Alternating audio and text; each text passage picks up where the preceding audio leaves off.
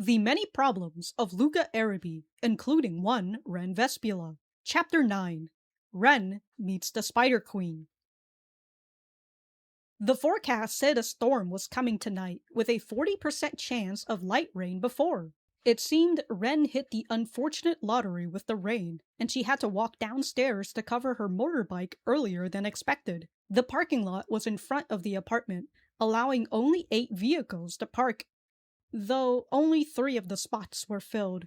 Most people living here were more prone to taking the metro. The only luck she found was that she wasn't going back to work until Monday. The cusp wasn't planning on opening with the storm looking like it was turning into a typhoon, though that didn't mean Wren hadn't driven during a typhoon before, much to the detriment of her mother. Still, she'd rather not get soaked. In her rush to get away from Pachi City, she forgot to pack her poncho. The rain, in combination with the wind, rushed the chill that penetrated her thick jacket. Now that she had her motorbike covered, she hurried back to the apartment.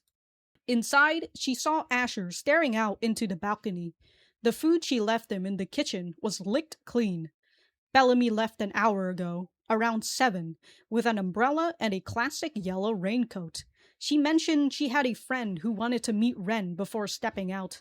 Consider that the last time Bellamy introduced Wren to her friend, and it turned out to be Luka, Wren felt like she should stay on her toes for this next encounter. After she finished washing Asher's bow, she noticed him tapping on the glass door. He wanted to go out.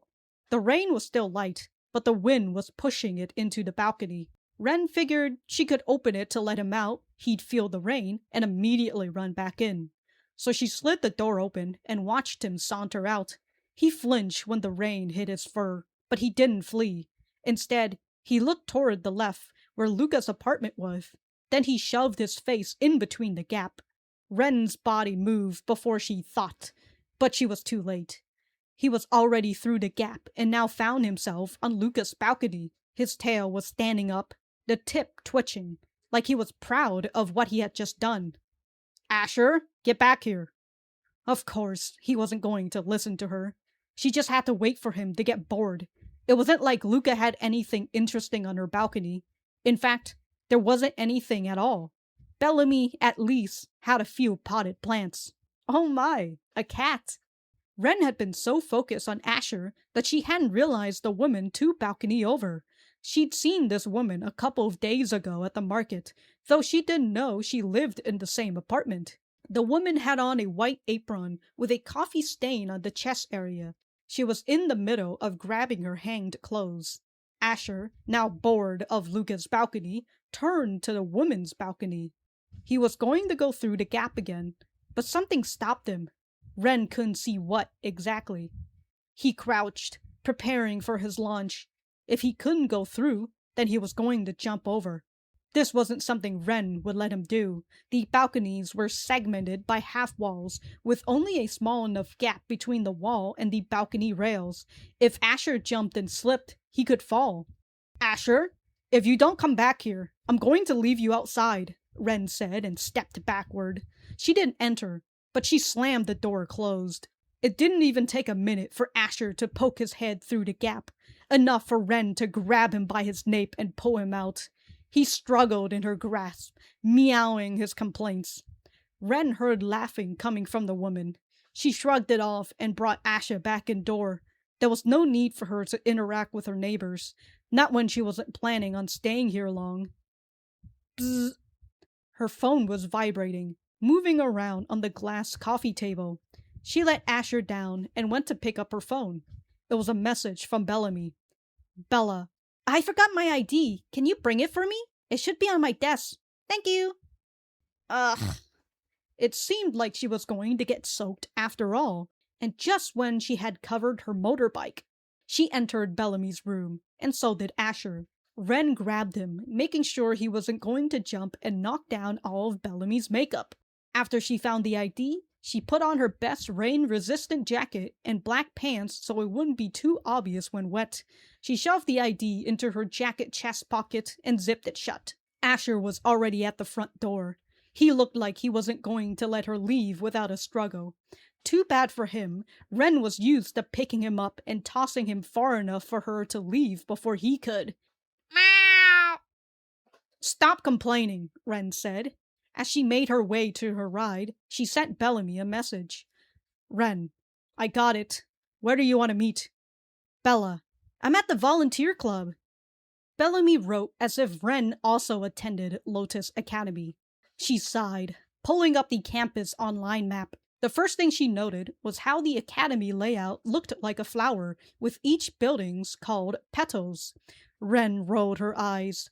She wondered if the architect had been chortling to themselves the whole time. After figuring out where the volunteer club was, she began her short drive over. When she parked her bike, she made sure to keep her helmet on until she was told otherwise. The less people saw her eyes, the better. Fortunately, nobody called her out, and she found the room for the volunteer club without a problem. Now, all she needed was to drop off Bellamy's ID and get back home. The door to the club was open, so she stepped in front to check if Bellamy was there. She wasn't. Instead, Wren saw a stranger resting against the table in the center, looking at her phone. Besides the table and the chairs surrounding it, there were a couple of bookshelves filled with books and decor on the left side. A large window sat opposite of the door.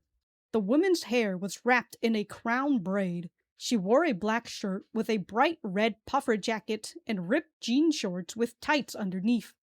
She noticed Wren standing in the hallway and turned her head. Her red eyes made Wren wary. Are you Wren? Wren pursed her lips, not liking that this woman knew her name. Where's Bellamy? She said she needed to do something and rushed out. You could wait here or give me the ID if you want. Neither situation Wren liked. She took out her phone. Wren, I'm at the club. Where are you? Bella. Sorry, I forgot something in class. I'll be back in a few. It seemed the woman wasn't lying.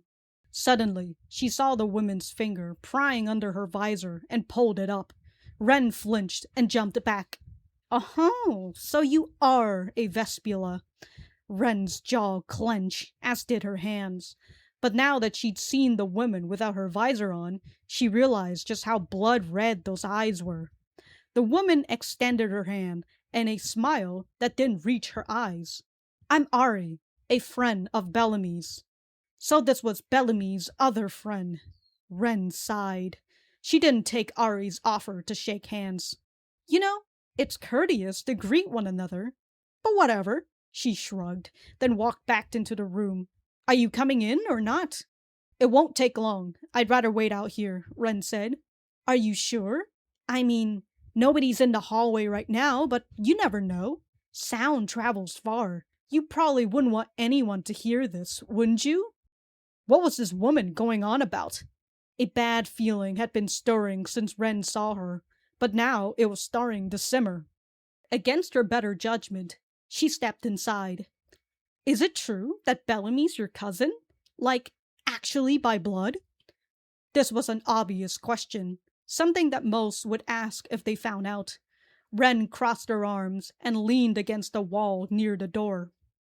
Yes. Ari looked out the window. Wren followed and saw the rain picking up.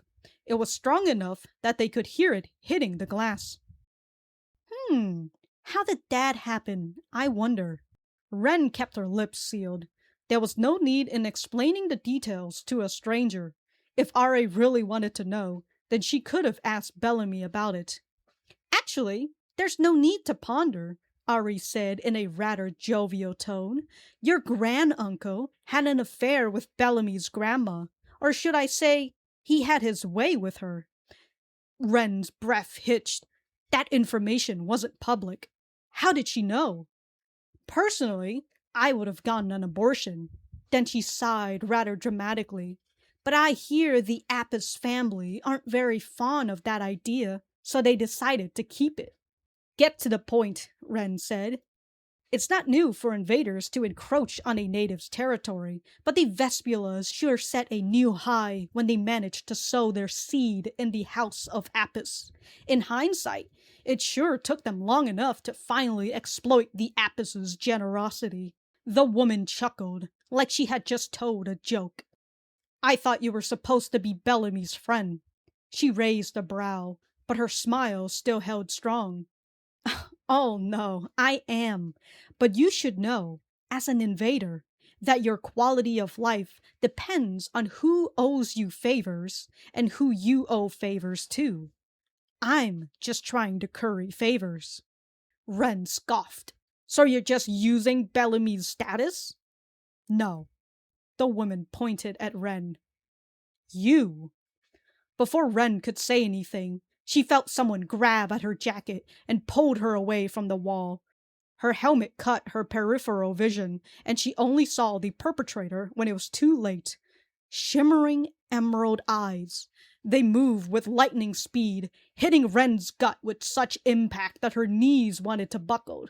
She held steady, only to face another punch, this time aimed at her head. It knocked her helmet clean off, and she fell down to the ground. Her face felt wet. In all her times fighting, she'd never met someone who moved this fast. The person stopped, towering over her. Wren thought of herself as taller than average, but this person beat her by at least 10 centimeters. Their glare told Wren a story she'd heard before. Her family had done something to this person, or their family, and now they're taking it out on her. They wore a black mask and a hat, so Wren couldn't see their face, but she recognized those eyes.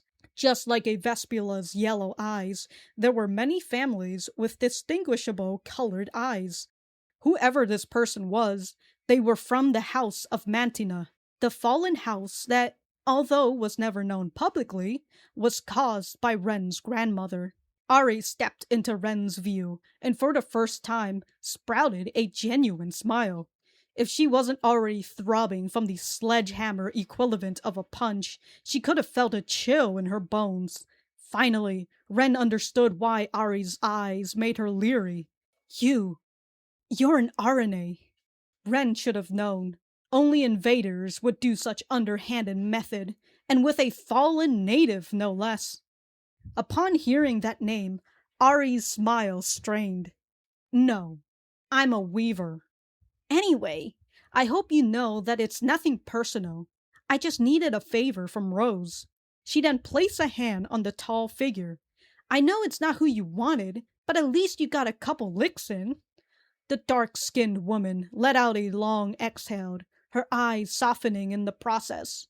She shook her head, mumbling something Wren couldn't hear, and walked out. Well, that's that.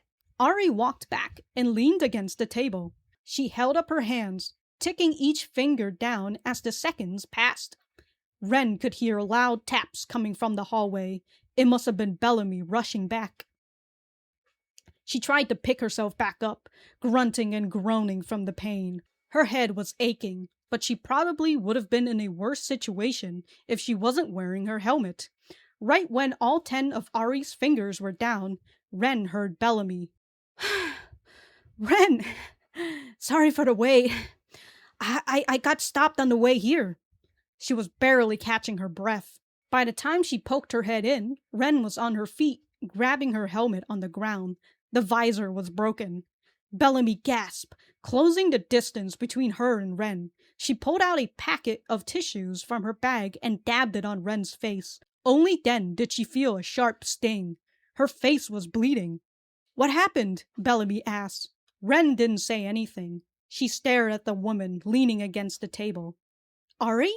What did you do? Ari gave her a stare, her expression unreadable. Then she said, Not that. Bellamy furrowed her brows, her lips pursed. Don't lie. You promised me. And I'm telling you the truth. I'm not the one who hurt her. It was obvious. Ari wasn't going to tell her cousin the truth, and at this point, Wren couldn't care less. She just wanted to leave. She unzipped her chest pocket, took out the ID, and handed it over to Bellamy. You sure know how to pick your friends, Wren said. First Luka, and now this woman? Fuck, Bellamy. She could see the confusion on her cousin's face, but she didn't care. She put on her helmet and left. End of Chapter 9. Bellamy is left with more questions than answers. Don't miss what happens next, and subscribe.